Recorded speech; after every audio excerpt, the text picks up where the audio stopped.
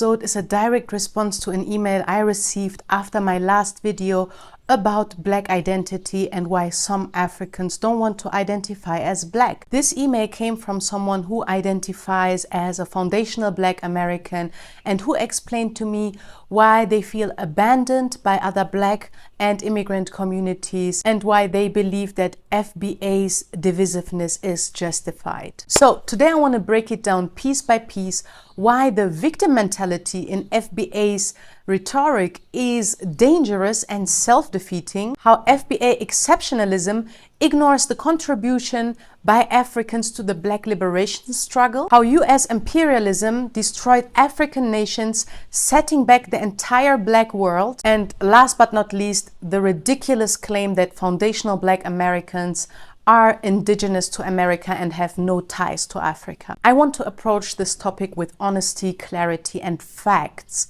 because conversations like these are so important. But we also need to unpack the problems with this mindset and how it contradicts historical and modern realities.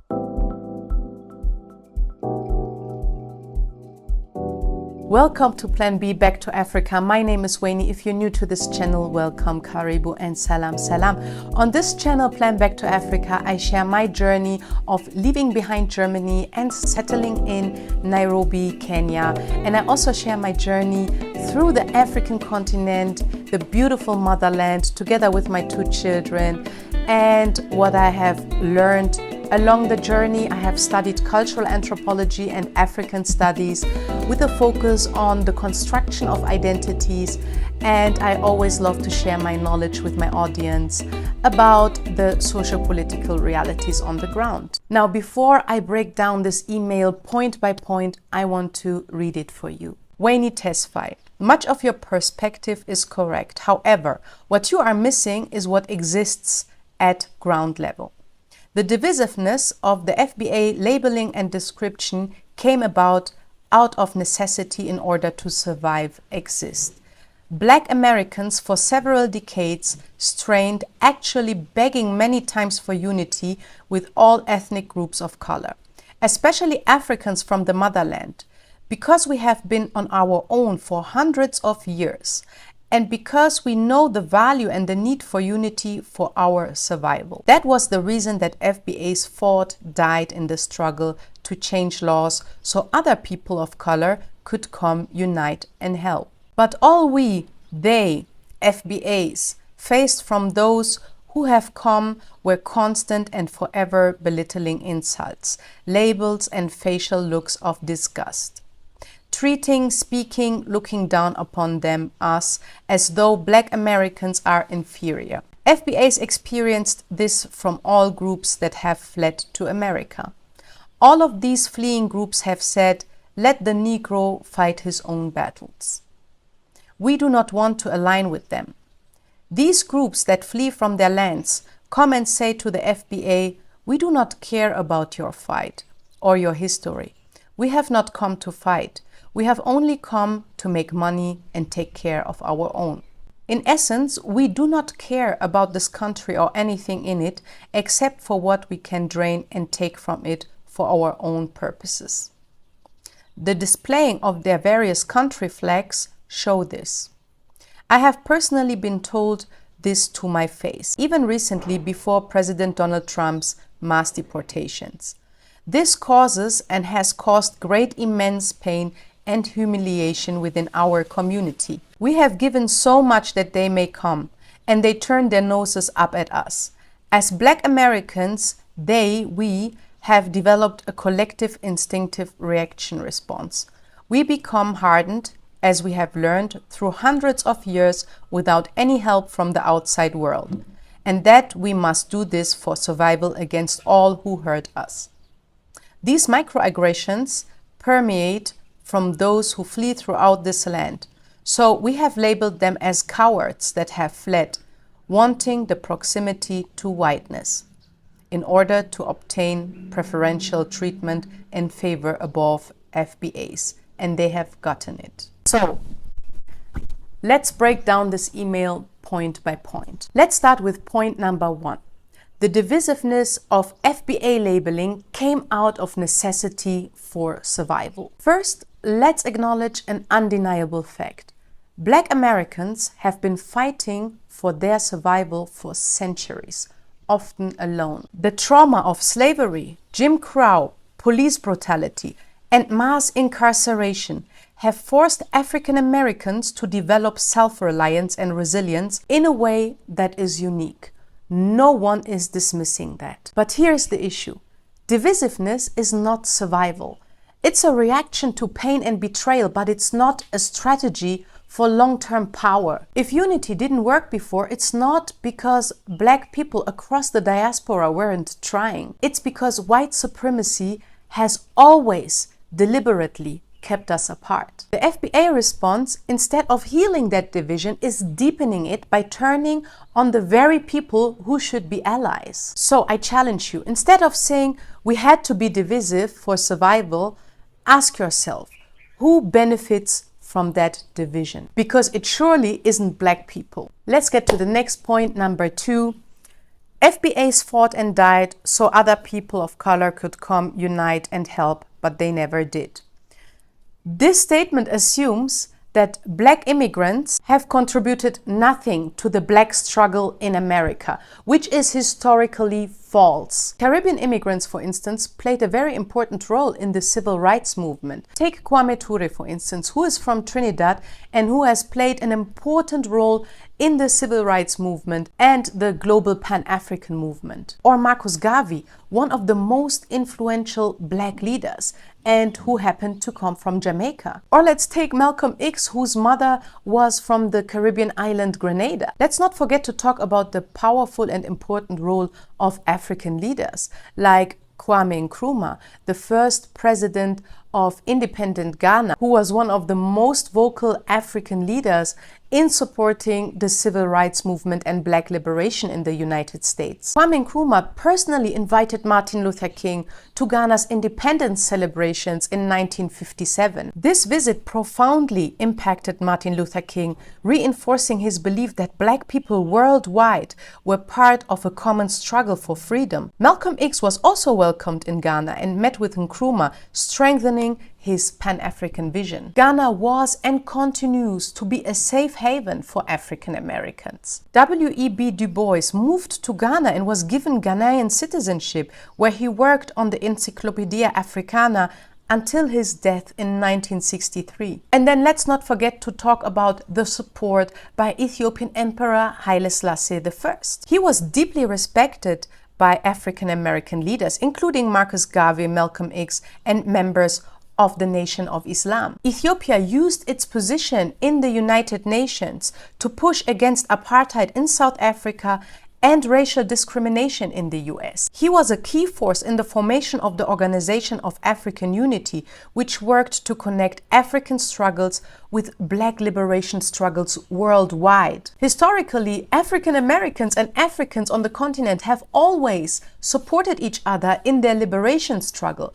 When Italy invaded Ethiopia during the Second World War, so many African Americans signed up to volunteer to fight on the side of the Ethiopians against the invading colonial Italian army. However, eventually they were blocked from the US government. They were ready to die and fight for Ethiopia. Imagine that. However, one brother made it, Colonel John Robinson, the Brown Condor of Harlem. You should definitely research his mind-blowing, inspiring history. He was one of the very few African-American Black aviators of his time, and he showed solidarity with Ethiopia by volunteering as a fighter pilot and military advisor during Italy's invasion of Ethiopia in 1935, defying racial barriers and US neutrality policies. He helped train Ethiopian pilots fought against Mussolini's forces,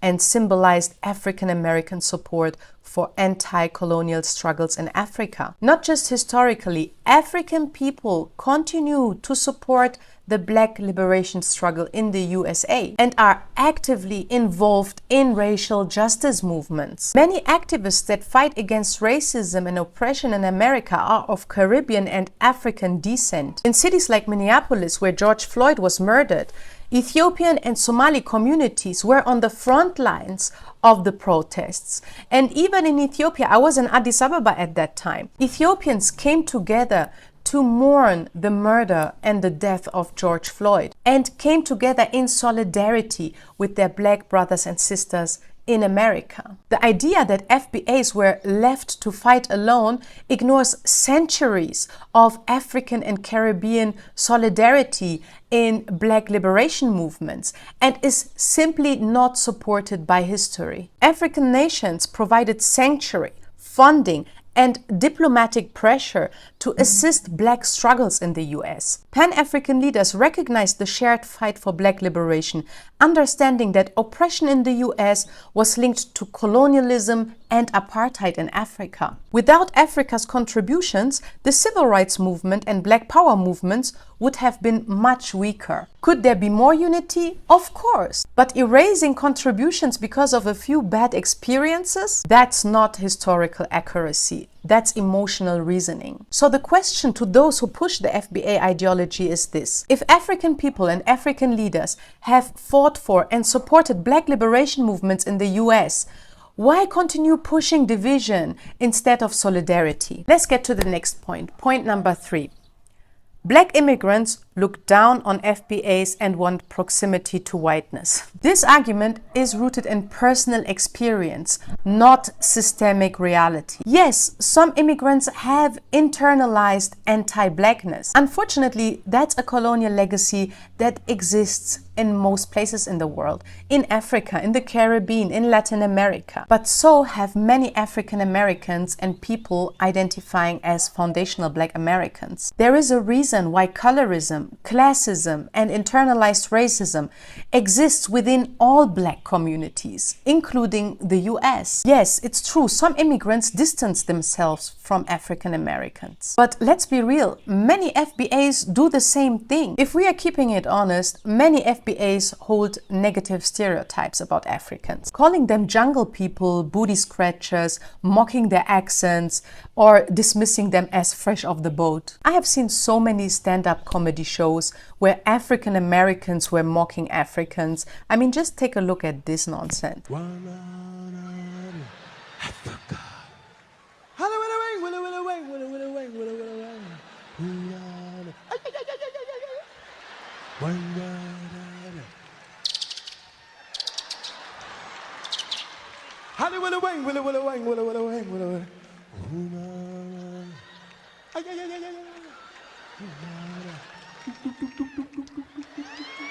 You know what's fucked up? African people don't like Black people. Y'all know they treat us like shit. They talk down to us. They think they better than us. And I don't understand, because we from the same tribe, kind of. But they like white people, though. They treat y'all like family. As soon as y'all come around, they get excited. Excuse me, Mr. White Man. Thank you for bringing us here. We love you. Yeah, the white man. If we want to fix this, the solution is not more division, fam. It's confronting anti-Blackness wherever it exists, whether in the Caribbean, in Africa, or among African Americans. Let's get to the next point. Point number 4. Black immigrants just want to make money and don't care about the fight. This argument is reductionist and misleading. If FBAs really want to understand why African immigrants focus on making money instead of activism, they need to understand how the US has actively destroyed Africa through imperialism. Let's take the assassination of Patrice Lumumba, for instance. Patrice Lumumba was the first democratically elected leader of the Congo. The US and Belgium orchestrated his assassination because he wanted to keep Congo's resources out of Western hands. His death led to decades of dictatorship and resource exploitation. And this pattern repeated itself across the African continent. The US supported apartheid South Africa, keeping Nelson Mandela in prison, and the CIA helped overthrow Ghana's Kwame Nkrumah. African economies were crippled by IMF and World Bank policies designed to keep them dependent. So when African immigrants come to the US to work hard and build wealth, it's often because their home countries were robbed by the same American system that oppresses African Americans. I mean, let's be real. Why should African immigrants feel guilty for simply wanting a better life when the US played a key role in keeping Africa underdeveloped? Some FBAs call African immigrants cowards for fleeing their country. But let's be real for a second. If you lived in a war-torn country or a collapsed economy, wouldn't you leave for a better future? This doesn't mean they hate FBAs. It means they are survivors, just like the enslaved Africans who survived the Middle Passage. You know, when Africans come to America, their first instinct is survival. Not because they don't care about black struggles, but because they are literally trying to lift their families out of generational poverty. Let's get to the next point. Number 5.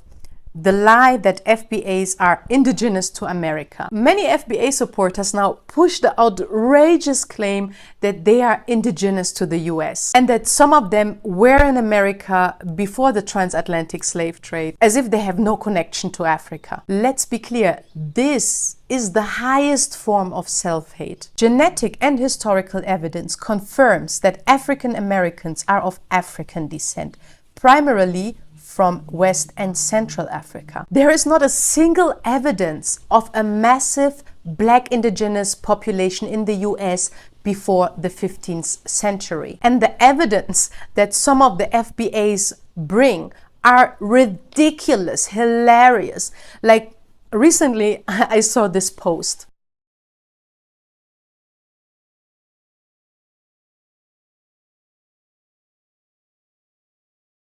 I just shake my head. I just shake my head. Let's just leave it there, okay? The truth is, the transatlantic slave trade forcibly brought millions of Africans to the Americas. This is not up for debate, fam, and it's nothing to be ashamed of. In my humble opinion, this narrative is nothing more than an attempt to erase African ancestry. The very thing that white supremacy has always tried to do. I mean, if FBAs believe they were always in America, why are their DNA results linking them to Ghana, Nigeria, Senegal, Congo, and Angola? This is not black empowerment, fam. I'm sorry to say, but this is black and African erasure. Did Africans arrive in the Americas before the arrival of Columbus? Definitely. If you want to learn more about that, study the massive expedition of King Abu Bakari II of Mali, who arrived in America approximately 200 years before Columbus. And I've visited the island of St. Vincent it was in 2018, where I met the chief of the Garifuna people, who are believed to be descendants of this expedition out of Mali to the Americas, and who have intermarried and mixed with the indigenous Carib population. And out of this peaceful encounter between the Caribs, the indigenous people of America, and the Africans from Mali, came these beautiful people that we know today as the Garifuna people. Their culture reflects a unique blend between African and indigenous influences, and they continue to fight for land rights and cultural preservation. Despite centuries of displacement, the Garifuna remain a resilient and vibrant community. There are similar cases in the US, like for instance the Black Seminoles, where indigenous people mixed with Africans, with enslaved Africans who were shipped to the Americas. However, while the Garifuna people proudly embrace their African ancestry, some FBAs, on the other hand, claim they have no ties, no connection to Africa, which is, as I have said earlier, in my opinion, the highest form of self-hate. Last but not least, point number 7, the victim mentality in FBA rhetoric.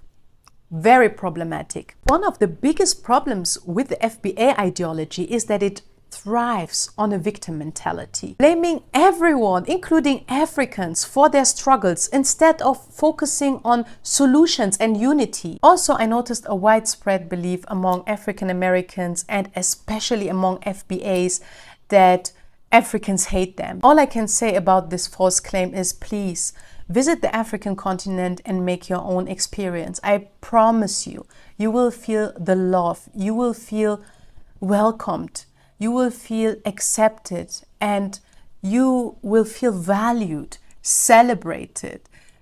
Please visit the African continent and make your own experience. This is one of the most vicious lies that I've heard in my life, in my entire life, and I can guarantee you, this is by design. This vicious lie has been spread to keep us apart, to keep us from uniting and from building together. You need to stop this constant talk about how much we gave and how little we received in return from African immigrants and Caribbean people, because it ignores the fact that the Black struggle is global, fam. It's global. African Americans have suffered, yes, nobody is denying that, but they have also benefited from African labor, African resources, and African political support. Plus, believe me when I say this victim-perpetrator binary doesn't help anyone. In fact, for some people, it's inconceivable that victims can be perpetrators too.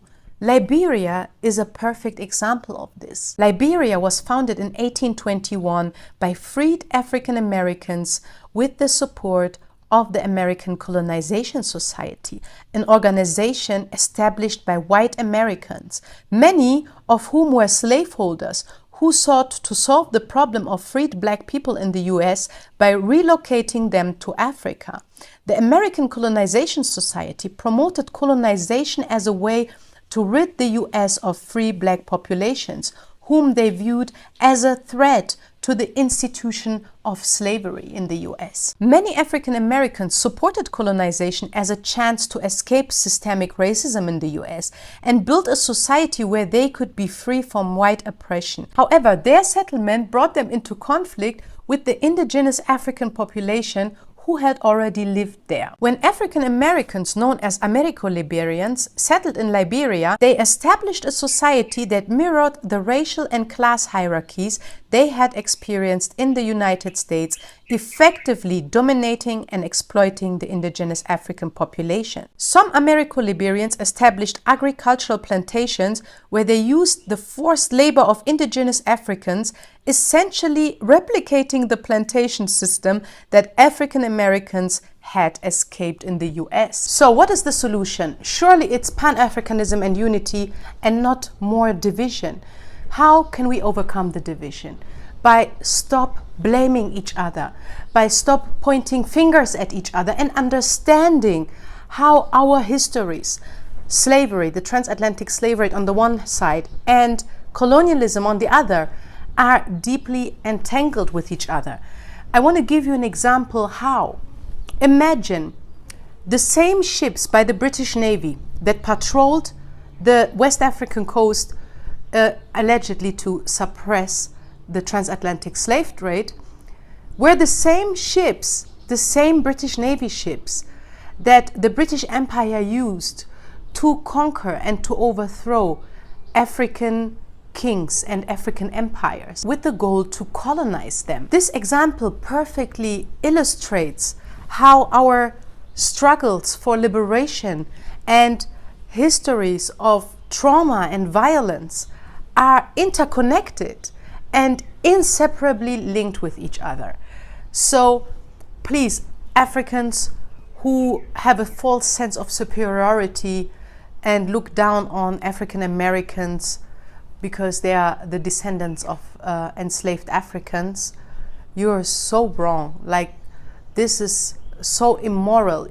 You yourself, your ancestors have been colonized. Stop saying African Americans do not have a culture when our own cultures on the African continent have been deeply influenced by colonialism. We speak French at schools and universities, or English. I mean, Ethiopia is an exception here. However, we also experienced imperialism in Ethiopia, even though the imperialists had the same skin color like us. And we have also experienced occupation. Some call it colonization. So to believe that African Americans have no culture and that Africans still preserve a pure form of their culture is wrong. It's not true. The colonization of the African countries has influenced us in very negative ways, and it's important that we also acknowledge that. And the same applies to African Americans or foundational Black Americans, however you identify yourself. This false sense of superiority that some of y'all show towards their African brothers and sisters shows that you also have been deeply brainwashed.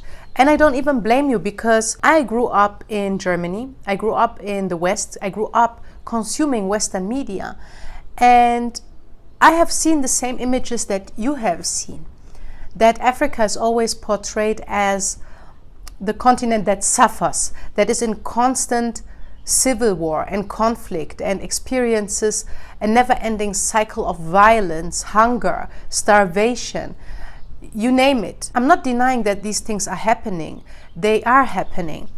However, this is just one side of the story. So come to the African continent and see the other side. And most importantly, stop playing the victim. At the end of the day, this FBA ideology and narrative does nothing but weaken Black people globally. If FBAs truly want power, they should align with Africa, Latin America, and the Caribbean. The focus on distinction between FBA and Black immigrants can weaken solidarity in addressing systemic racism, which affects all Black people, regardless of origin. Historically, colonial and racist systems used divide and conquer tactics to pit subgroups against each other, undermining collective action. So if FBAs claim to fight white supremacy, they should stop mimicking its divisive tactics. Look, I believe it's important that this movement recognizes the unique experiences of African Americans, and Africans should do this too. They should appreciate the struggle and what African Americans have built and the sacrifices that they have made. But FBAs should try to build bridges with other Black communities, African immigrants, Caribbean immigrants, Latin American immigrants, what have you, and frame reparations as a specific justice initiative rather than a broader contest over identity or legitimacy. Trust me, it's possible and it's necessary to embrace solidarity in fighting structural racism while maintaining focus on the uniqueness of the FBA experience. This balance ensures the movement uplifts FBA descendants without reinforcing the divisions imposed by colonialist and white supremacist systems. That's it. These are my thoughts. Let me know what you think in the comments. I hope you enjoyed this episode, and I look forward to see you next time. Bye.